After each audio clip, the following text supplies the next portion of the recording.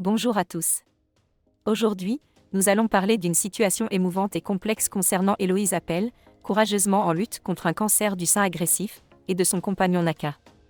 Malgré cette épreuve, ils font face à des critiques sur les réseaux sociaux concernant leur manière de gérer cette situation. Restez avec nous pour découvrir comment Naka a répondu à ces critiques et pourquoi il est important de se rappeler de la bienveillance en ligne. Héloïse Appel, influenceuse connue et appréciée, traverse actuellement l'une des périodes les plus difficiles de sa vie après avoir révélé être atteinte d'un cancer du sein agressif. Dans cette lutte, elle est soutenue par Naka, son partenaire, qui partagent régulièrement des moments de leur quotidien sur les réseaux sociaux pour garder le contact avec leur communauté. Récemment, Naka a posté des stories montrant Héloïse à l'hôpital, cherchant à lui apporter un peu de légèreté malgré le contexte douloureux. Malheureusement, ces publications ont suscité des réactions négatives de la part de certains internautes, questionnant l'opportunité de ces moments de légèreté en de telles circonstances. Face à ces critiques, Naka a choisi de prendre la parole pour exprimer sa frustration et sa colère contre ces jugements hâtifs. Comment l'être humain est aussi bête, s'interroge-t-il, déçu par cette vague de messages négatifs. Il rappelle l'importance de l'humour et du rire, même et surtout, dans les moments les plus sombres. Le rire apporte le bien-être, insiste-t-il, soulignant que ces instants de légèreté sont essentiels pour eux deux dans cette épreuve. Et coucou par ici, j'espère que vous allez bien.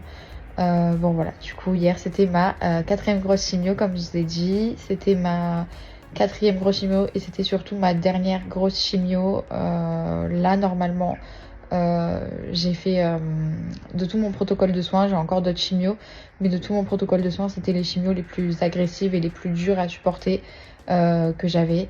Voilà, donc c'était ma dernière grosse chimio. Donc la faire un 3 avril pour moi c'était vraiment quand on m'a programmé cette chimio le 3 avril, c'est pas moi qui l'ai décidé, on me l'a programmé le 3 avril. Pour moi je l'ai un petit peu vu comme un signe voilà, du destin. Du destin, un petit clin d'œil de la personne que j'ai perdue un 3 avril. Donc voilà, ça m'a d'autant plus touchée. Donc voilà, donc là pour la suite, j'ai encore d'autres chimios dans mon protocole de soins, mais j'ai fait les chimios les plus durs. Donc on est quand même pas à la moitié du traitement. Mais en tout cas voilà, j'ai fait le plus dur du traitement. Donc je suis, enfin normalement, hein, je vous dis ça, mais normalement, à moins qu'on me change mon protocole entre temps. Mais normalement voilà, j'ai fait le plus dur, donc je suis très très contente. Parce que voilà, ces 4 chimios, elles étaient, on va pas se mentir, très dures. Voilà, pour le physiquement, mentalement, elles ont été très très dures. Si je devais décrire ces chimios-là, c'est dévastateur, quoi. Tu te sens dévasté de l'intérieur, enfin, mon corps, j'avais l'impression de plus avoir de force, d'être au bout du rouleau. Enfin, c'est vraiment une sensation enfin, c'est très indescriptible, quoi. C'est physiquement, j'avais l'impression à chaque chimio d'être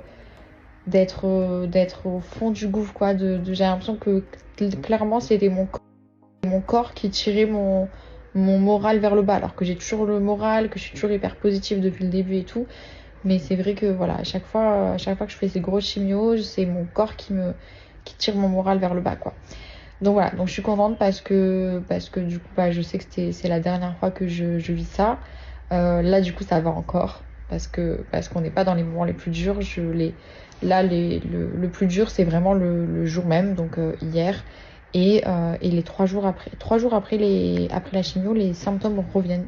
Moi ça me fait vraiment le jour J de ma chimio et 3 jours après j'ai les symptômes qui reviennent. Donc là j'ai un moment de répit entre guillemets, d'accalmie, où je suis quand même très fatiguée, je suis quand même dans mon lit, mais ça va physiquement. Et après, maintenant dans 2 jours, ça me refait un coup de massue, je me ressens très très fatiguée. Mais bon, c'est pas grave parce que je sais que du coup c'est la dernière fois, que du coup après ce sera des chimios, mais ce sera des chimios beaucoup plus douces, presque pas d'effets secondaires physiquement. Donc je suis hyper contente et j'ai hâte d'aller sur ces chimios là, quoi. Si cette vidéo vous a touché, merci de l'aimer et de vous abonner pour plus de contenu réfléchi et engagé. Prenez soin de vous et des autres. À bientôt.